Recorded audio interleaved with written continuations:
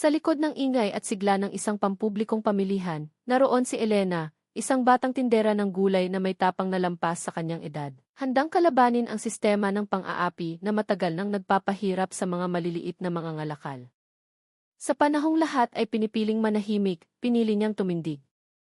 Ito ang kwento ng isang laban na tuluyang magbabago sa mukha ng palengke magpakailanman. Si Elena Reyes, o Lena para sa mga nakakakilala sa kanya, ay isang 25 taong gulang na babae na ang buhay ay umiikot sa pagtitinda ng gulay sa pusod ng farmers market sa Cubao. Araw-araw, mula sa unang sinag ng araw hanggang sa paglubog nito, kasama siya sa libo-libong taong bumubuhay sa palengke, isang lugar na magulo, maingay, ngunit puno ng buhay. Sa gitna ng kaguluhang iyon, nakilala si Lena hindi lamang bilang isang masipag na tindera, kundi isang taong may paninindigan at integridad. Hindi siya ordinaryong nagtitinda lamang, para sa kanya, ang bawat tali ng gulay na kanyang inaalok ay isang pangako. Pangako ng kalidad sa kanyang mga suki, at pangako ng patas na pakikitungo sa mga magsasakang kanyang katuwang. Sa paglipas ng panahon, ang kanyang munting pwesto ay naging isang palatandaan sa pasilyo ng mga gulayan. Iginalang siya dahil sa kanyang katapatan at sa mga produktong laging sariwa at hindi dinadaya. Ang palengke kung saan naghahanap buhay si Lena ay hindi kailanman natutulog. Bago pa man sumikat ang araw, naroon na siya, maingat na inaayos ang mga bagong pitas na gulay mula pa sa mga taniman sa Benguet at mga kalapit na probinsya. Ang mga gulay na iyon ay hindi lamang basta sariwa, bawat isa'y naglalaman ng pawis at pag-aalaga ng mga magsasakang nagtanim. Maingat niyang pinipili ang kanyang paninda, tinitiyak na ang bawat talong, sitaw, at kamatis na ilalapag niya sa kanyang mesa ay ang pinakamainam. Bagamat malayo sa pagiging moderno ang palengke, para kay Elena, ito ang puso na nagbibigay buhay sa maraming pamilya. Para sa kanya, ang palengke ay hindi lamang lugar ng bentahan, kundi isang espasyo kung saan pinapatibay ang tiwala at ugnayan sa pagitan niya, ng kanyang mga suki, at ng mga nagsusuplay sa kanya. Higit pa sa produkto, mahalaga kay Elena ang serbisyo. Palagi siyang nakikipag-usap sa kanyang mga mamimili ng may ngiti at atensyon, sinasagot ang bawat tanong, at nagbibigay ng payo kung anong gulay ang pinakamabagay sa kanilang lulutuin. Sa tuwing may customer na bumibili ng marami o pumupuri sa kalidad ng kanyang gulay, ang kasiyahang nararamdaman ni Lena ay hindi dahil sa perang kanyang tinanggap, kundi dahil sa tiwalang ipinagkaloob sa kanya. Para kay Lena, ang katapatan sa negosyo ang pinakamatibay na pundasyon, at alam niyang ang tiwala ng mamimili ang pinakamahalagang puhunan sa kanyang trabaho. Ngunit, sa kabila ng simple at tapat niyang pamumuhay, hindi siya ligtas sa mga pagsubok. Sa gitna ng kanyang pagsisikap, kailangan niyang harapin ang isang mapait na katotohanan. Ang palengke na kanyang kinabubuhayan ay hindi palaging isang ligtas na lugar. May mga taong gumagamit ng kanilang kapangyarihan upang mangikil sa mga maliliit na tindera na tulad niya. Ngunit si Lena, na may matibay na prinsipyo at determinasyon, ay hindi kailanman natakot na tumayo at labanan ang kawalang katarungan. Habang maraming ibang tindera ang pinipiling magsawalang kibo at magbayad na lang para iwasan ang gulo, nagpasya si Lena na huwag matakot, na labanan ang sistema, at pangalagaan ang integridad na matagal na niyang pinanghahawakan. Isang araw, nagsimulang makaramdam si Lena na may mali sa palengke. Nitong mga nakaraang linggo, napansin niyang may isang lalaki na palaging lumalapit sa mga pwesto, nagpapakilalang may opisyal na tungkulin. Ang lalaking ito, nakilala ng ilan bilang si Ricardo Ramos o Tika Ricky, ay nagsasabing siya ang inatasan upang tiyakin ang seguridad at kalinisan ng palengke. Ngunit ang ikinababahala ni Lena ay ang paraan ng pangungulekta ni Kariki ng pera linggo-linggo, gamit ang mga dahilang hindi kapanipaniwala. Ayon sa kanya, ang pera ay para sa key protection money o bayad sa ipagpapanatili ng kalinisan, mga gastusing alam ng lahat ay sagutin na ng pamahalaang lungsod. Nagsimulang magduda si Lena dahil walang anumang resibo o katibayan, at ang halagang hinihingi ay paiba-iba at pataas ng walang malinaw na paliwanag. Hindi lang si Lena ang nakakaramdam nito. Marami ring ibang tindera ang nagsimulang magtaka. Dumarating si Kariki na may ere ng otoridad, mataas ang boses kung magsalita, na para bang siya ang may-ari ng buong palengke. Ang ilan sa mga tindera ay piniling manahimik, takot na kapag hindi sila nagbayad ay mas malaking gulo ang kanilang kakaharapin, baka mapaalis sila sa pwesto o gawa ng kung ano-anong kasinungalingan. Ngunit may iilang nag-uusap ng pabulong, kinu-question kung ano ba talaga ang nangyayari. Patuloy ang panggigipit ni Kariki, minsan ay may kasama pang banayad na pananakot na nag-iiwan ng takot at kawalan ng pag-asa sa marami. Pero iba si Lena. Kahit na marami ang nagpa siyang magbayad na lang para sa kapayapaan ng isip, hindi siya basta-basta nagpatinag. Nababagabag siya sa presensya ng taong ito na umaabuso sa kanyang kapangyarihan. Napagtanto niya na kung hahayaan niya itong magpatuloy, ang mga maliliit na tindera na tulad niya ang lalong malulubog sa kahirapan. Nagsimulang makipag-usap si Lena sa ibang mga tindera, sinusubukang alamin kung sino ba talaga ang nasa likod ng mga koleksyong ito. Sa kanyang puso, nararamdaman niyang ito ay isang malaking inhustisya na kailangang harapin. Hindi niya hahayaang magpatuloy ang kiko-tongki na ito nang walang sinumang kumikilos. Lalong lumalalim ang pagkabalisa ni Lena sa tuwing dumarating si Kariki sa palengke upang mangolekta ng pera. Habang maraming tindera ang yumuyuko na lang at nag-aabot ng bayad para iwasan ang gulo, hindi matanggap ni Lena ang ganitong kalakaran. Para sa kanya, hindi lang ito usapin ng pera, kundi usapin ng prinsipyo. Alam na alam ni Lena kung gaano nakahirap ang buhay para sa mga maliliit na manininda. Nagkukumahog silang itaguyod ang kanilang pamilya, at sa pagkakaroon ng ganitong uri ng itong pots, lalo lang silang pinapahirapan. Para kay Lena, ang ginagawa ni Kariki ay hindi makatarungan, nakapipinsala at kailangang itigil. Sa tuwing makikita niya si Kariki na papalapit sa kanyang pwesto, na may ngiting tila nagtatagumpay, lalong umiinit ang kanyang ulo. Alam niyang marami sa kanyang mga kasamahan ang nananahimik dahil sa takot na baka masira ang kanilang panindao, mas malala pa, mapaalis sila sa kanilang pwesto. Subalit, batid din ni Lena na kung siya ay magbabayad, para na rin niyang sinabing tama at katanggap-tanggap ang isang gawaing mali na nagpapahirap sa marami. Isang galit ang nagsimulang umusbong sa kanyang dibdib, galit hindi lang para sa kanyang sarili, kundi para sa lahat ng tinderang nababalot sa takot at inhustisya. Hindi tulad ng iba na piniling manahimik at tanggapin na lang ang sitwasyon, naramdaman ni Lena na ito na ang hangganan. Kailangang may gawin. Hindi siya maaaring maghintay na lang at umasang titigil si Kariki ng kusa. Alam ni Lena na kung hahayaan niyang magpatuloy ito, mas lalong malulugmok ang mga tindera sa isang walang katapusang siklo ng pangungutong. Hindi malayong may iba pang sumunod sa yapak ni Kariki. Ang lahat ng ito ay maaaring sumira sa diwa at pagsisikap ng mga taong matagal nang naghahanap buhay sa palengke. Nagsimulang mag-isip si Lena ng mga hakbang na dapat gawin upang matigil ang masamang gawaing ito. Nang may malamig na isip at buong determinasyon, nagpasya siyang hindi mananahimik. Alam niyang hindi magiging madali ang pagharap kay Kariki, lalo na't may mga naririnig siyang koneksyon nito sa ilang makapangyarihang tao.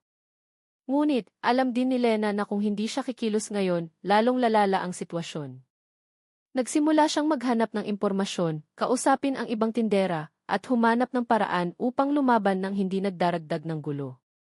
Ang sigurado, naramdaman ni Lena na ang kanyang paglaban para sa katarungan ay kailangan ng magsimula ngayon. Kahit alam ni Lena na ang paglaban kay Kariki ay hindi biro, hindi siya natinag. Ang nag-aalab na pagnanais para sa katarungan sa kanyang dibdib ay mas matimbang kaysa sa anumang takot na nagsisimulang sumibol. Natanto niya na si Kariki ay hindi isang simpleng tao na maaaring baliwalain. Dahil sa kapangyarihang hawak nito, maaaring gawin niyang mas mahirap ang buhay ni Lena sa palengke. Pero hindi si Lena ang tipo ng tao na basta na lang magpapatalo. Sa bawat paglapit ni Kariki na may kasamang hindi malinaw na hiling na bayad, lalong nararamdaman ni Lena na hindi na siya maaaring manahimik. Kung hindi siya ang lalaban, sino pa? Kung hindi ngayon, kailan pa? Ang pakiramdam ng responsibilidad para sa kanyang sarili at para sa ibang maliliit na tindera ay lalong nagpatibay sa kanyang desisyon. Nagpasya si Lena na hindi lang umasa sa sariling tapang.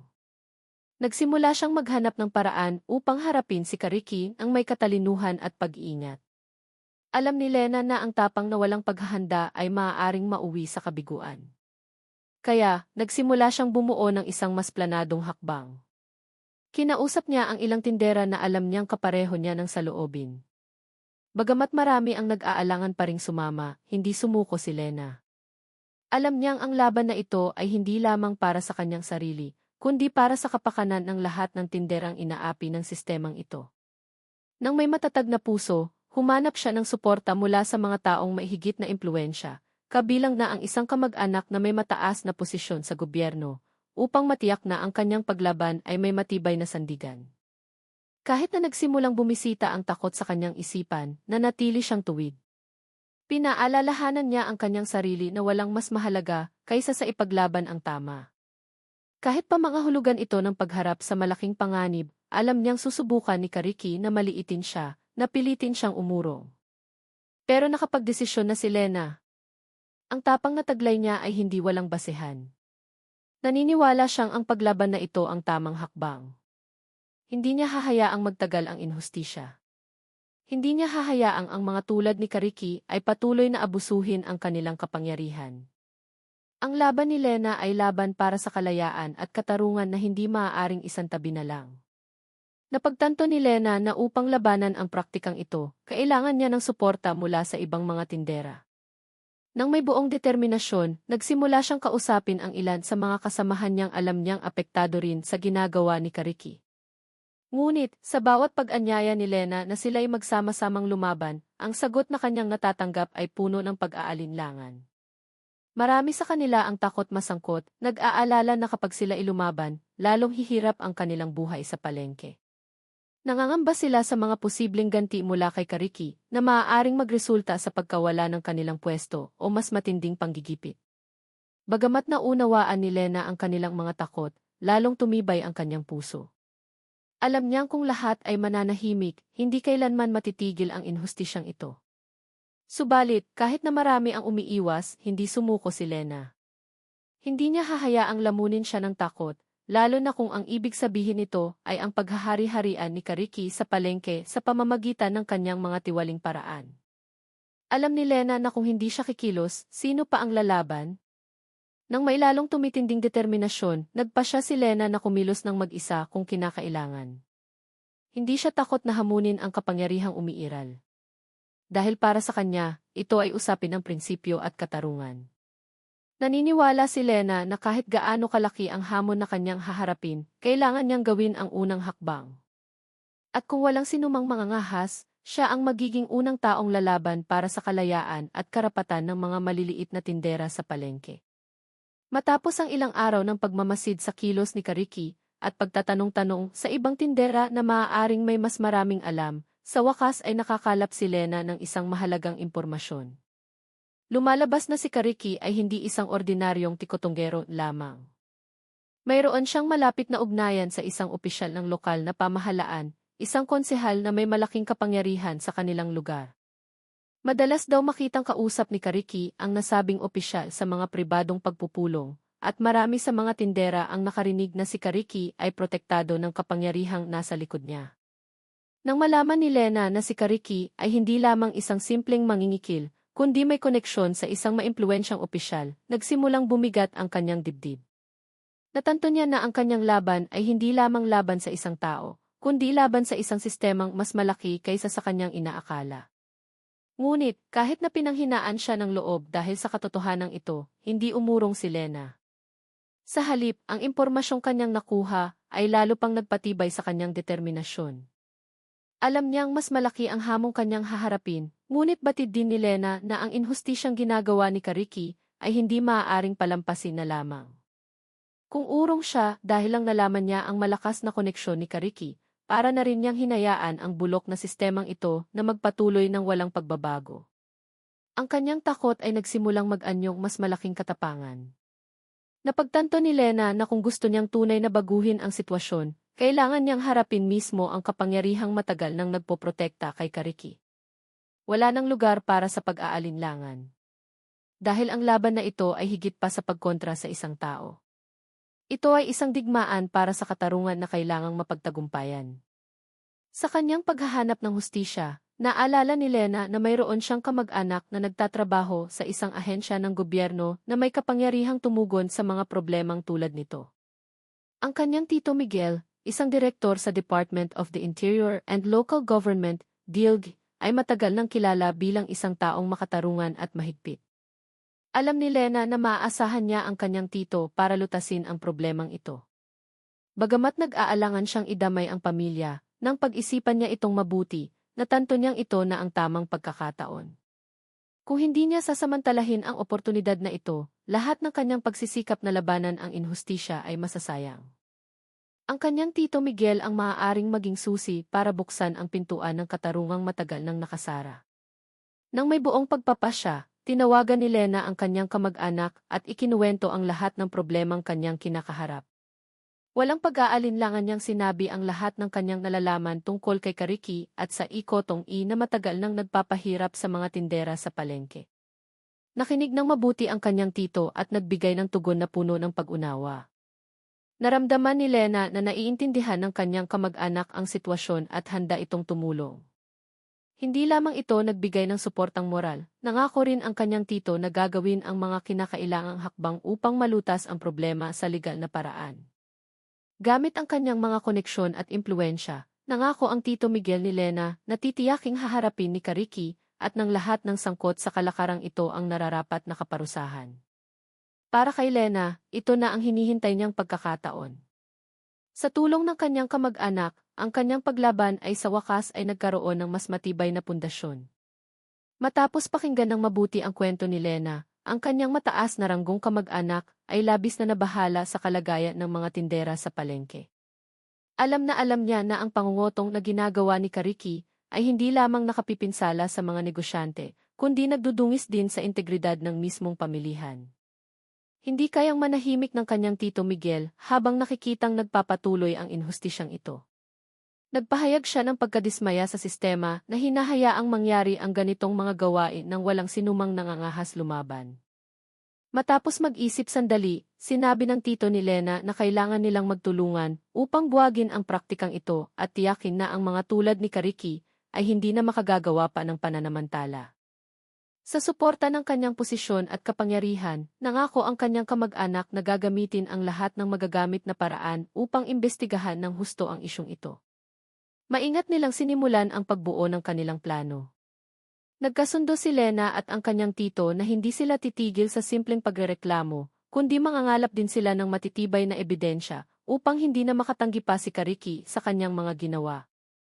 Ginamit ng Tito Miguel ni Lena ang kanyang network sa gobyerno upang magsagawa ng mas malalim na investigasyon tungkol sa pangungutong sa palengke. Nagsimula rin silang lapitan ang ilang tindera na dati nag-aalangang magsalita. Kinukumbinsi silang magbigay ng testimonya. Sa pagdami ng ebidensyang nakakalap, nangako ang tito ni Lena na didisiplinahin ng husto si Kariki at dadalhin ang kaso sa tamang proseso ng batas. Gumaan ang pakiramdam ni Lena dahil alam niyang ang malaking hakbang na ito ay magdadala ng pagbabago para sa palengke at para sa mga maliliit na tinderang matagal nang namumuhay sa takot. Kasama ang kanyang tito, handa si Lena na harapin ang anumang panganib para maipatupad ang katarungan. Pagkatapos ng ilang linggong imbestigasyon at pangangalap ng ebidensya, sa wakas ay wala nang kawala si Kariki. Naging matagumpay si Lena at ang kanyang kamag-anak sa pagkolekta ng sapat na ebidensya para idiin si Kariki. Mga recording ng pag-uusap sa pagitan ni Kariki at ilang tinderang napilitang magbayad, pati na rin ang mga dokumentong nagpapakita ng mga ilegal na transaksyon, lahat ay maingat na nakalap. Dahil sa kanilang talino at tiyaga, nakuha rin nila ang testimonya ng ilang tindera na dati takot magsalita. Dahil sa mga hindi matatawarang ebidensya, mabilis na kumilos ang Tito Miguel ni Lena upang dalhin ang kaso sa batas. Si Kariki, na pakiramdam ay ligtas dahil sa kapangyarihang kanyang pinanghahawakan, ay nasa isang sitwasyong wala na siyang takas at hindi na maiiwasan ang mga kahihinatnan ng kanyang mga ginawa. Sa gitna ng lumalaking pressure, nagsimulang makaramdam ng panganib si Kariki. Ang katotohanang matagal niyang iniiwasan ay dumating na upang singilin siya. Napagtanto niyang wala na siyang matatakbuhan. Ang kapangyarihang matagal niyang inasahan upang manggipit at mangikil sa mga maliliit na tindera ay hindi sapat para protektahan siya sa pagkakataong ito. Sa kanyang kalungkutan at takot, nagsimulang pagsisihan ni Kariki ang bawat hakbang na kanyang ginawa. Alam niyang ang kanyang mga gawain ay sumira sa buhay ng maraming tao, at ngayon, kailangan niyang pagbayaran ito.